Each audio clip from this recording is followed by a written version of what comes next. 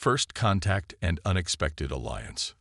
The research vessel Horizon drifted silently through the uncharted regions of the Kepler cluster, its crew of 6 scientists and explorers scanning the endless darkness for any sign of potential habitable worlds.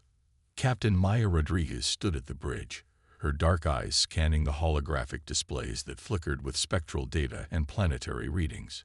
"Incoming anomalous energy signature," announced Dr. Kai Chen, the ship's lead xenophysicist. His fingers danced across the quantum interface, triangulating the mysterious signal. "It's unlike anything in our database." The signal pulsed like a dying heartbeat, weak but persistent. It originated from a planet classified as Q7382, a toxic world previously deemed uninhabitable by standard galactic surveys. Harsh radiation, corrosive atmospheric conditions, and extreme temperature fluctuations had marked it as a dead zone. "Prepare reconnaissance probe," Maya ordered, her voice calm but tinged with curiosity. She had built her reputation on exploring the edges of known space, finding potential where others saw only emptiness. The probe descended through layers of toxic atmosphere, its advanced sensors cutting through clouds of metallic vapor and radioactive particulates. As it approached the surface, something extraordinary emerged on the scanners, a massive biological signature, barely alive but unmistakably sentient. Dr. Elena Vasquez, the team's xenobiologist, leaned forward. "That's impossible. No life form could survive those conditions." But there it was, a colossal scale-covered entity barely breathing, its form reminiscent of mythical creatures from ancient Earth legends. Wounded, sealed off from its natural energy sources, the being looked more like a fossil than a living creature. Maya made a decision that would change everything. "Prepare environmental suit protocols. We're going down." The landing was treacherous. Toxic winds whipped around their shuttle, and radiation levels spiked dangerously. But the human crew's determination burned brighter than any planetary hazard. As they approached the massive creature, they realized they weren't encountering just an animal, but a sentient being with intelligence carved into every damaged scale and labored breath. This was no mere beast, but a survivor of some ancient forgotten conflict. The creature's eyes, massive luminescent pools that seemed to contain entire galaxies, slowly focused on the humans. Instead of aggression, there was a profound weariness, a depth of sorrow that transcended species. "We mean you no harm," Maya communicated through their universal translation matrix, her hand raised in a gesture of peace. Little did they know, this moment would mark the beginning of an alliance that would reshape the understanding of life, intelligence, and survival across the galaxy. Would you like me to continue with the next part of the story? Survival and Secrets. The creature, which Dr. Chen identified as a rare cosmic sentinel, a species thought extinct for millennia, was dying.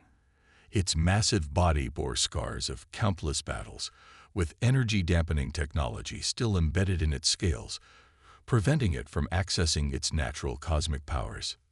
"We need to stabilize it," Elena insisted, her medical scanner working overtime to interpret the alien's complex biological systems. The team quickly realized that this was no ordinary rescue. The Sentinel's physiology was so advanced that human medical technology seemed primitive by comparison. Kai discovered something extraordinary during initial scans. The creature carried encoded data within its cellular structure, a living archive of cosmic knowledge that predated most known galactic civilizations. Each scale was like a memory chip, storing information about stellar migrations, quantum energy manipulation, and lost technologies. "It's not just alive," Kai whispered. "It's a living library." Maya understood the implications immediately. This single being represented a potential technological breakthrough that could revolutionize human space exploration. But first, they needed to keep it alive. Their makeshift medical bay became a fusion of human ingenuity and alien biology. They jury-rigged atmospheric regulators, created custom nutrient solutions, and used their ship's quantum energy reserves to gradually restore the Sentinel's depleted systems. Slowly, the creature began to respond. Its first coherent communication came not through words, but through a profound empathetic resonance that washed over the crew. Images, emotions, and fragments of ancient memories. They learned its name was Zorax, last of the cosmic guardians, abandoned by a galactic confederation that feared its power. Zorax had watched civilizations rise and fall, had guided entire star systems through cosmic catastrophes, and had been betrayed by those it once protected. The humans weren't just performing a rescue. They were witnessing a profound moment of interspecies understanding, a bridge between two fundamentally different forms of intelligence. Galactic threat emerges. Distant sensor alarms shattered the fragile peace aboard the horizon. A massive fleet of identification-scrambled vessels was rapidly approaching their coordinates, the hegemony's advanced reconnaissance units. "They tracked us," Maya announced, her voice steady despite the impending threat. The hegemony was notorious for eliminating any potential technological threats, especially those involving unknown alien species. Zorax, now partially recovered, pulsed with an ancient warning. Through their developing empathetic connection, the crew understood this wasn't just a random patrol. The hegemony had been systematically hunting down remnants of advanced civilizations, eliminating any potential challenge to their galactic dominance. Kai's quantum communications intercepted encrypted transmissions. They're preparing complete sterilization protocols.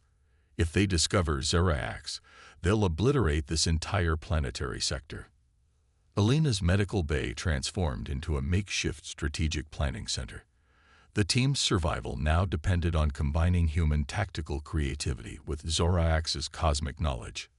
Zorax revealed a critical secret: a quantum resonance frequency that could temporarily disrupt the hegemony's advanced tracking systems.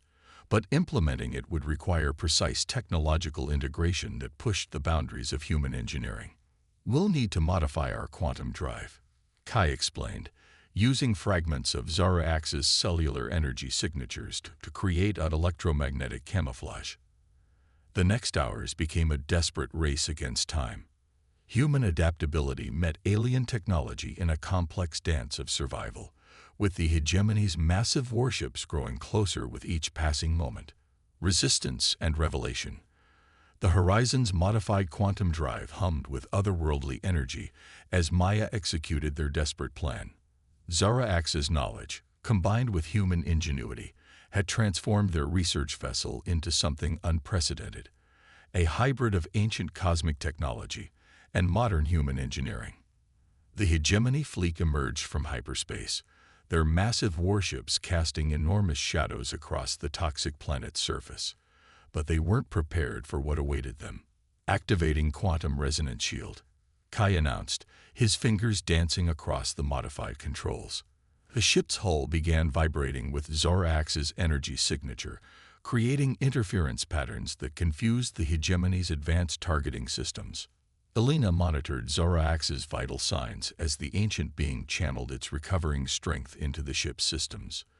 Through their neural link, the crew felt echoes of ancient battles, of stars being born and dying, of civilizations rising and falling. The first wave of hegemony fighters launched their attack, but their weapons passed harmlessly through the quantum interference field. Maya used this advantage to execute maneuvers that should have been impossible for a research vessel, guided by Zorax's intimate knowledge of spatial dynamics. "They're adapting," warned Kai, as the hegemony ships began adjusting their frequencies. But this was exactly what they had anticipated. Zorax revealed another layer of its defensive knowledge: the ability to create localized quantum storms that could disable even the most advanced ships. As the battle unfolded, something extraordinary happened. The Horizon's crew and Zorax achieved perfect synchronization. Human reaction speed combined with cosmic wisdom, creating a defense that the hegemony had never encountered in their millennia of conquest. The revelation stunned the attacking fleet. A mere research vessel, crewed by a supposedly primitive species, was outmaneuvering their most advanced warships. This wasn't just about survival anymore. It was a day. Transformation and hope. The hegemony fleet hung motionless in space, their mighty warships disabled by the unprecedented combination of human tactical thinking and Zarax's cosmic technology. But Maya knew this was more than just a military victory. It was a turning point in galactic history. Through their neural connection, Zarax shared a vision of possibility. The ancient being had witnessed countless civilizations rise and fall, but humans were different. Where others sought dominance, humans demonstrated adaptation. Where others feared the unknown, humans embraced it. "We're receiving transmissions from across the sector," Kai reported, his voice filled with amazement. "Other species. They're watching. They've seen what we've accomplished." The Horizon's quantum-enhanced communication systems were flooded with messages from civilizations that had long suffered under hegemony control. The defeat of their supposedly invincible fleet by a human research vessel and an ancient cosmic being had shattered the illusion of their absolute power. Alina's medical readings showed something extraordinary. Zarax wasn't just healing, it was evolving. The interaction with human consciousness had awakened dormant abilities, creating new neural pathways that combined the best of both species' characteristics. "It's not just about survival anymore," Maya realized, addressing her crew. "We've proven that different species can do more than just coexist. We can transform each other." The hegemony commanders, faced with their first real defeat in centuries, were forced to negotiate. But the terms weren't just about peace, they were about change. Zarax's knowledge, combined with human innovation, offered solutions to problems that had plagued the galaxy for millennia. Research stations were established around the toxic planet, now transformed into a symbol of cooperation. Other cosmic beings, sensing the change, emerged from hiding.